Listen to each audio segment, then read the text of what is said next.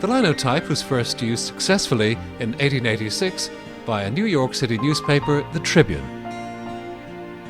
It eventually reached Ireland in 1893, where it enabled the type to be set quickly, an essential requirement for newspapers with a deadline to be met. Pressing the keys releases corresponding letters and space bars from the magazine and assembles a complete line ready for casting. This is a linotype machine, and it does exactly what its name says. It produces a line of type. And the way it produces is that each letter is cut into a mat. The mats are stored in the magazine, and for each font you have a magazine, and for each size in the font you have a magazine. So you'd have an 8-point Times Roman, 10-point Times Roman, and so on, unlike the modern day computer where you just do the switch. When you depress the keys, the mat comes down into the line, and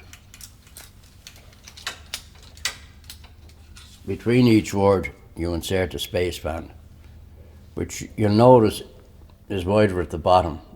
So when it goes into the vice jaws, it's pushed up and it tightens the line against the vice jaws, which prevents the metal from coming out. You sometimes, if the line is short, you'd have to put spacing through it. This machine has 4 molds. This is the one we're working on. And that will spin round up there. The line will go across and line up with the mold. There's a metal pot at the back which will come forward and pump metal through the mold into the face of the mat. The mats will then go back up and be returned to the magazine. The line will come out here, trimmed to size, so that they will all have the same size and all the same height, type height.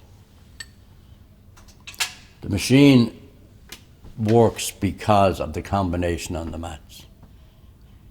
Probably the best thing you could say is like a Yale combination, and each letter has a different combination.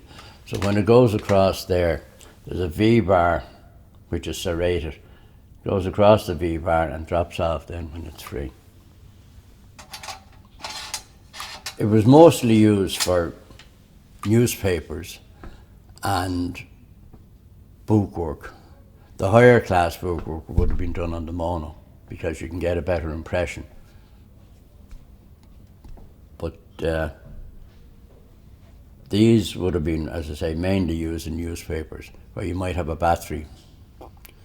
In the Irish Press, I think there was about 28 or 30 machines, all setting away, and they, coming up to edition time then, you wouldn't get the whole story. You might just get a paragraph of it. The man beside you would have another paragraph, so within about 10 minutes the whole story could be set. That's the way it worked. They've been going, I think the first one was 1885, and they've been going strong ever since.